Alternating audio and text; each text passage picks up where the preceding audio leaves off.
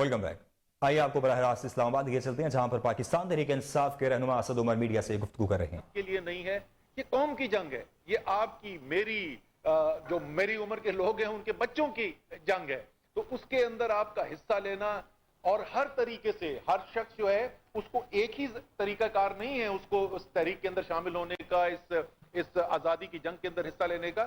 अगर आप शोबे के अंदर महारत रखते हैं तो ये जंग, तो जैसे मैंने कहा, ये तो पाकिस्तान की कौम ने जीतनी है, पाकिस्तान की अवाम ने जीतनी है, तो लिख दिया जा चुका है, इसकी तो फिक्र नहीं होनी चाहिए। लेकिन आगे फिर पाकिस्तान को वापस पैरों पर भी तो खड़ा करना है ना, वापस जो इस वक्त जख्मी कौम है उसके जख्म भी तो भरने हैं ना। तो हर शोबे के अंदर बशमूल हेल्थ केयर के शोबे के हमें जरूरत है कि पाकिस्तान के वो लोग जो दिल में रखते हैं, पाकिस्तान की लगन रखते हैं, पाकिस्तान के लिए की बेहतरी देखना चाहते हैं, जिन्होंने अपना मुस्तकबिल ये पाकिस्तान को बनाया हुआ है, वो सब मिलकर इस काविश के अंदर हिस्सा लें।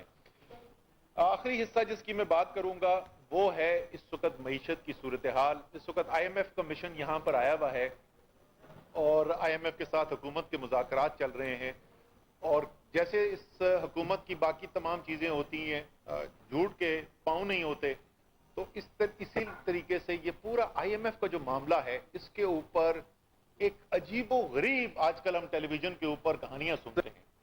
जरा सा वापस याद दिला दें कि पाकिस्तान जो है, जिस वक्त हुकूमत इमरान खान की खत्म हुई, जिस वक्त बैरूनी मुदाखलत की बुनियाद के ऊपर एक रजीम चेंज ऑपरेशन किया गया और उस रजीम चेंज ऑपरेशन के लिए अदम एतमाद का वोट लाया गया, तो उस वक्त 7th रिव्यू IMF का चल रहा था।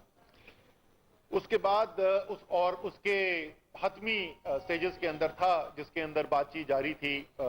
इमरान खान का ये ख्वाहिश थी कि पाकिस्तान के अवाम को आलमी मंडी के अंदर तेल की कीमतें बहुत ज़्यादा बढ़ गई थी, उसके असर से बचाया जा सके जब तक कि वो कीमतें वापस नीचे नहीं आ जाती। और तमाम एक्सपर्ट्स ये कह रहे थे, माहिरीन कह रहे थे कि चंद माह के अंदर कीमतें नीचे आ जाएंगी, और जैसा कि हुआ, जो तेल $120 पे पहुंचा हुआ था वो $80 तक वापस आया। इस वक्त $40 उसके अंदर कमी हो चुकी है। तो उन्होंने कहा कि इस अरसे के अंदर अपनी आवाम पर बोझ डालने के बजाय हम और कुछ अखराजात में कमी करते हैं और उस पैसे से सब्सिडी देते हैं। ये वाहिद चीज थी जिसके ऊपर IMF के साथ बातचीत चल रही थी। इनकी हुकूमत आई, हुकूमत आने के बाद एक दिन ये कहते थे कि हम जो करने जा रहे हैं, हम क्या करें, हमारे तो हाथ बंधे में, ये इमरान खान का मायदा था। फिर अगले दिन वो कहते थे इन्होंने IMF के मायदे जो है उसकी खिलाफ वर्जी की, इसलिए IMF के साथ मायदा नहीं था। पहले तो ये कुछ 6 हफ्ते 8 हफ्ते यही तमाशा चलता रहा, रोज इनका बयान बदलता रहा। आखिरकार सितंबर के महीने में आकर इनका मुआहदा IMF के साथ हो गया, और सितंबर के महीने का मतलब कि इमरान खान की हुकूमत खत्म हुए हुए 5 माह गुजर चुके थे। तो जाहिर है ये इस हुकूमत का साइन किया हुआ, इनके दस्तखतशुदा मुआहदा हुआ। उसके ऊपर पहले पैसे भी रिलीज हो गए, पाकिस्तान को पैसे मिले। उसके बाद क्योंकि इसहाक डार जो है वो चाहते थे, उनकी शदीद ख्वाहिश थी कि मिफ्ता इस्माइल को उनकी कुर्सी से हटाया जाए, तो उन्होंने कहा कि तो तबाह हो गए और बर्बाद हो गए, मिफ्ता ने पाकिस्तान की मईशत को तबाह बर्बाद कर दिया, और ये IMF के सामने लेट गया और मैं बहुत बबर शेर हूं और मैं आके जो है ना वो सब संभाल लूंगा और IMF को मैं देख लूंगा।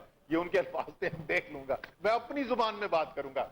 तो वो आ गए, उन्होंने अपनी जुबान में जो बात करनी शुरू की, वो मायदा जो है फिर रुक गया। अब ज़र मुबादला के ज़खायर गिरते चले जा रहे हैं। महंगाई, पाकिस्तान की तारीख की बदतरीन महंगाई से हम गुजर रहे हैं। हजारों कारोबार बंद हो चुके हैं, लाखों लोग बेरोजगार हो चुके हैं। ये आपस की इनकी लड़ाई खत्म नहीं होती, और जब बिल्कुल हाथ से इनके मामलात निकल गए हैं तो अब इन्होंने फिर कहना शुरू कर दिया कि वो इमरान खान का मुआहदा था। ओ भाई, इमरान खान का मुआहदा था तो ये आप मुज़ाकरात कर किससे रहे हैं? ये IMF की टीम यहाँ पे क्यों आई हुई है? वो यहाँ पे उनको किसी ने बताया था कि इस्लामाबाद का मौसम बहुत अच्छा है, जो वाकई में है बहुत अच्छा, लेकिन मेरे ख्याल में इस्लामाबाद का अच्छा मौसम एंजॉय करने के लिए नहीं आए हुए। IMF की टीम यहाँ पे आई हुई है हुकूमत के साथ मुआहदे की नेगोशिएशंस करने के लिए। तो अगर मुआहदा पुराना इमरान खान का, तो नेगोशिएशन हो किस बात पे रही है?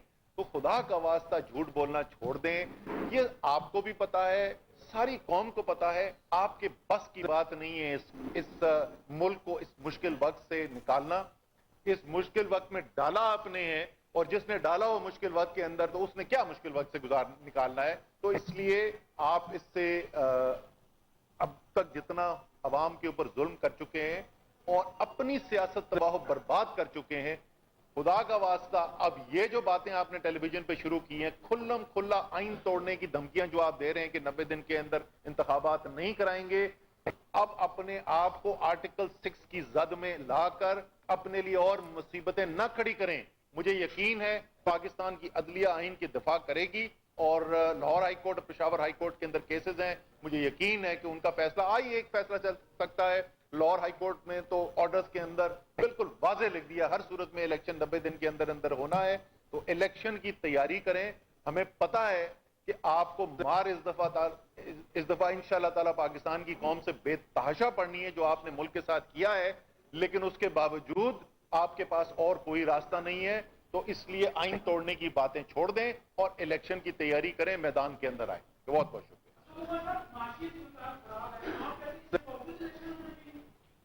سر۔ الیکشن نہ ہونے کی پاکستان تحریک انصاف کے رہنما اسد عمر میڈیا سے گفتگو کر رہے تھے۔ ان کا کہنا تھا کہ آئی ایم ایف معاہدے کی بات کرتے ہوئے انہوں نے کہا کہ اگر آئی ایم ایف سے معاہدہ عمران خان نے کیا ہے تو آپ نیگوشیشن آئی ایم ایف سے کس بات کی کر رہے ہیں؟